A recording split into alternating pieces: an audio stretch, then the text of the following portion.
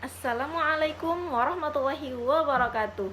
Ismi Arafat Nur Fitriani min barnamij dirasati ta'lim Lughatul Arabiyyah fi Kulliyatid Dinul Islami Jami'atil Muhammadiyah Mataram. Tayyib, fi hadhil fursah sa'ashrah 'anil wasail mustakhdimah fi ta'lim maharatil kalam bil lughatil arabiyyah. Menjadi seorang guru dituntut untuk menjadi guru yang inovatif, idealis, dan profesional dalam pengajarannya, terutama dalam memilih dan merancang media pembelajaran, metode, dan teknik yang tepat dalam pembelajaran. Nah, disinilah guru itu dituntut untuk kreatif dalam memvariasikan metode dan media yang manakah yang cocok dalam pembelajaran untuk peserta didiknya, agar tidak terjadi kejenuhan dalam proses pembelajaran peserta didik tersebut. Media yang tepat, metode yang menarik akan mengantarkan siswa pada tujuan pembelajaran.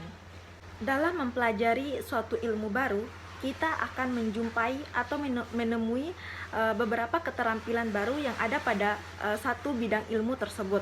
Salah satunya adalah mempelajari ilmu bahasa. Ada 4 keterampilan dalam mempelajari bahasa, terutama di sini khususnya yaitu bahasa Arab.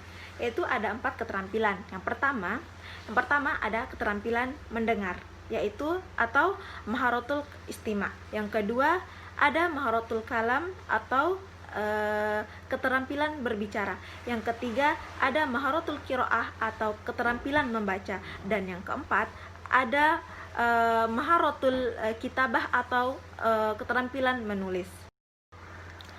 Taib, di sini saya akan menjelaskan tentang media pembelajaran yang digunakan dalam keterampilan berbicara atau maharatul kalam.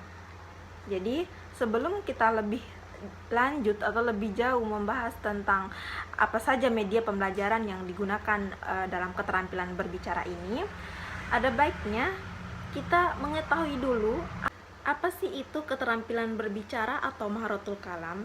Jadi maharatul kalam atau keterampilan atau kemahiran berbicara adalah suatu kemampuan untuk mengungkapkan bunyi-bunyi artikulasi atau kata-kata untuk mengekspresikan pikiran berupa ide-ide, gagasan, pendapat, keinginan, atau berupa perasaan kita kepada lawan bicara kita. Jadi di sini saya akan mengangkat 3 media pembelajaran, yaitu ada media denah rumah, yang kedua ada media telepon jadul, dan yang ketiga ada media sederhana. Jadi alat-alat dan bahan-bahan yang digunakan dalam pembuatan media ini sangat ramah lingkungan dan bisa kita dapatkan di mana saja. Jadi yang pertama, ini ada media pembelajaran denah rumah. Nah, media pembelajaran denah rumah ini terbuat dari kertas, lem, gunting, dan pensil atau pulpen. Nah, di sini cara membuatnya yaitu cukup kita sediakan kertas manila, kemudian beberapa gambar ruangan di dalam rumah, kemudian kita tempelkan di kertas manila ini, kemudian kita tuliskan, deskripsikan hammam itu WC itu bahasa Arabnya apa? Hammam. Di sini terus ada dapur, bahasa Arabnya apa? Ada matbah. Jadi cara penggunaan daripada media ini yaitu yang pertama, kita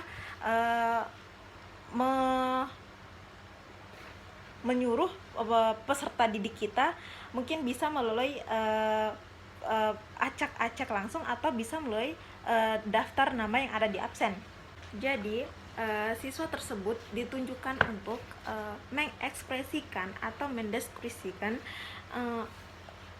kegiatannya selama bangun tidur, dari mulai bangun tidur sampai dia pergi ke sekolah. Nah, ketika bangun tidur, hal apa saja yang pertama kali yang dia lakukan? Kemudian selesai, misalnya dia bangun tidur langsung ke hammam, menggosok gigi dan lain sebagainya, baru ke dapur. Nah, di situ para siswa dituntut untuk mendeskripsikan atau menjelaskan atau menceritakan kejadian-kejadian saat dia bangun tidur dan sampai dia mau ke sekolah itu menggunakan bahasa Arab. Jadi di sini keterampilan atau kemahiran kalamnya itu dilatih agar bisa menceritakan ke dalam bahasa Arab kegiatannya dari bangun tidur sehingga sampai mau pergi ke sekolah menggunakan media denah rumah ini. Kemudian ada media yang kedua, yaitu media telepon jadul. Nah, kita semua pasti tidak asing dengan telepon jadul ini ya. Jadi telepon jadul ini terbuat dari alat dan bahan yang sangat sederhana. Kenapa sederhana? Karena ini terbuat dari bekas minuman mineral yang kemudian kita hias. Jadi di sini saya cuma menghias seperti ini saja, dan cukup kita gunakan benang sebagai perantara suara. Jadi bagaimana peragaan alat ini sebagai media pembelajaran dalam Maharatul Kalam? Jadi ini seperti permainan seperti biasanya, yaitu di sini membutuhkan dua murid, yaitu yang satu sebagai pembicara dan yang satunya sebagai pendengar. Jadi kita tunjuk dua murid dan untuk berdiri di depan kelas dan teleponan menggunakan telepon jadul ini. Teleponan, kemudian mereka menanyakan sekitar kabar, menanyakan tentang kabar, sedang apa dan lain sebagainya menggunakan bahasa Arab.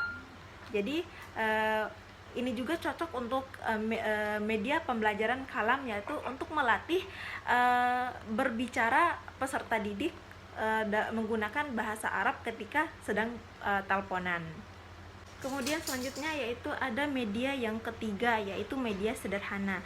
Jadi media kali ini adalah media yang sangat sederhana, yaitu kita alat-alatnya itu cukup dari yang ada di sekitar kita.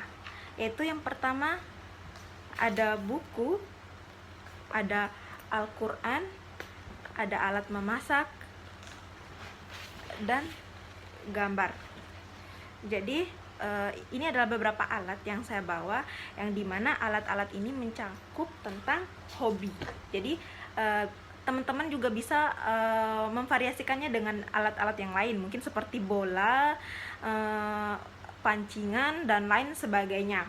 Jadi pokoknya yang terkaitan dengan hobi. Jadi di sini kita mengangkat topik atau tema tentang hiwayah, tentang hobi. Jadi nanti di dalam kelas kita menunjuk siswa atau murid kita untuk maju ke depan kelas dan kita tanya, kita ajak diskusi menggunakan bahasa Arab. Ma hiwayatuk, apa hobimu? Jadi mereka akan mengambil benda atau alat yang sesuai dengan hobi mereka. Misalkan hobi mereka adalah membaca, hobinya adalah membaca. Nah, di situ kita menuntut peserta didik untuk mendeskripsikan atau menjelaskan hobinya apa, dan kenapa bisa hobi dengan alat tersebut, kenapa bisa hobi dengan aktivitas tersebut. Misalnya membaca, kenapa kamu hobi membaca? Lianna qiraah hiwayatun mufidah, misalnya seperti itu. Jadi media pembelajaran yang ketiga ini adalah sangat sederhana dan sangat bisa kita gunakan dalam kegiatan proses belajar mengajar pada keterampilan berbicara atau maharatul kalam. Al-an nasihah ta'alim maharatul kalam lil mubtada'ina. Awalan an-niyatul muhimmatu.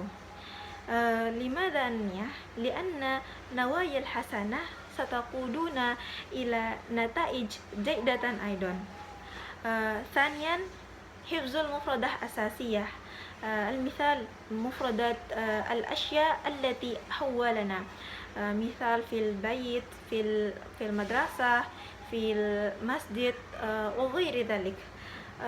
ثم ثالثا ممارسة التكلم باللغة العربية في كثير من أحيانا.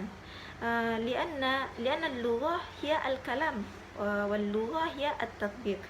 المثال: إذا كنت تكلم مع أصدقائك، تكلم باللغة العربية. لا بأس قليل، لأن شيئا فشيئا ستكون سلسا أو مهيرا. رابعا، لا تلزم بقواعد نحو الصرف، لأن هذا سيجعل الأمر صعبا على مبتدئين. ثم خامسا، لا تئس للتعلم لغة العربية. استمر بالتمرين، تكلم باللغة العربية. طيب، هذا مني. إذا يجد كلمة خطأ يعني مني، وإذا كلمة صحيح يعني من الله. السلام عليكم ورحمة الله وبركاته.